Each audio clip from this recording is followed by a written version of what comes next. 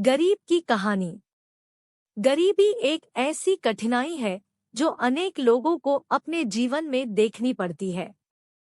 यह कहानी है एक गरीब परिवार की जो अपनी अभावशीलता के बावजूद खुद को लड़ाई में बरकरार रखता है और अपने सपनों को पूरा करने की कोशिश करता है।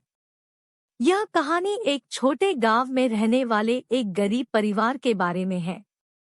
पिताजी दिन भर कठिन मेहनत करते थे और माताजी घर के काम करके इनकम करती थी। दोनों मिलकर अपने 3 बच्चों को पलने का प्रयास करते थे। बच्चों के नाम राम, श्याम और गीता थे। राम, जो सबसे छोटा था, बहुत ही बुद्धिमान और मेहनती बच्चा था। उसके लिए पढ़ाई करना और अच्छे अंक प्राप्त करना सबसे महत्वपूर्ण था। वह हर संभव प्रयास करता था कि उसके परिवार की स्थिति में सुधार हो सके।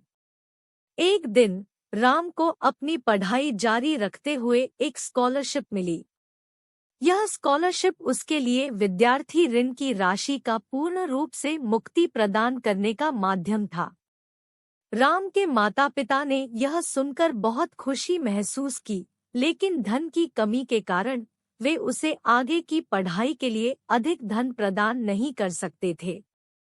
राम ने इस समस्या का सामना करते हुए तत्परता से काम किया। उसने अपने गांव में बच्चों के लिए निःशुल्क अध्यापन करने की एक छोटी सी कक्षा शुरू की।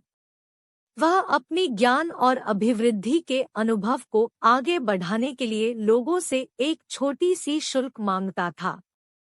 गरीबी के बावजूद राम की कक्षा बच्चों के बीच बहुत प्रसिद्ध हो गई। उसके छात्र बच्चे अच्छे अंक प्राप्त करने लगे और वहां के लोग भी उसे समर्थन देने लगे। समय बिताने के साथ राम अपनी स्कॉलरशिप के जरिए एक अच्छी कॉलेज में दाखिला प्राप्त करने में सफल हुआ। यह कहानी दिखाती है कि गरीबी की स्थिति में भी संघर्ष करने और सपनों को पूरा करने की ताकत होती है। राम की मेहनत, संघर्ष और अद्वितीय योगदान ने उसे सफलता की ओर आगे बढ़। कंजूस सेठ। कंजूस सेठ की कहानी गरीबी और दुर्भाग्य की एक कहानी है। यह कहानी एक धनी व्यापारी सेठ के बारे में है, जो अपनी लालची और कंजूसी के कारण लोगों के दिलों से दूर खड़ा हो जाता है। सेठ एक अमीर और सफल व्यापारी था, लेकिन वह अपनी संपत्ति को बहुत ही अधिक संचय करने में रुचि रखता था। उसकी दिलचस्पी केवल धन की बढ़ाने में थी और वह इसके लिए किसी भी माध्यम का उपयोग करता था, चाहे वह बेहतर या खराब हो।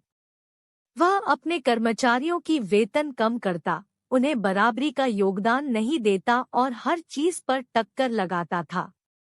वह भीख मांगने वालों को बचाने से इनकार करता था और हमेशा अपना मुनाफा बढ़ाने की कोशिश करता था।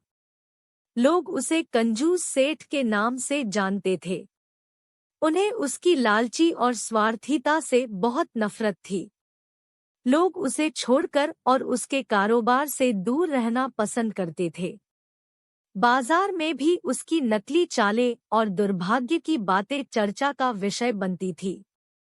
एक दिन सेठ को अपने दोस्तों ने एक अद्भुत सभा में बुलाया, जहां धनराशि दान करने के लिए उन्हें प्रेरित किया गया। यह सभा एक गरीबी सहायता संघ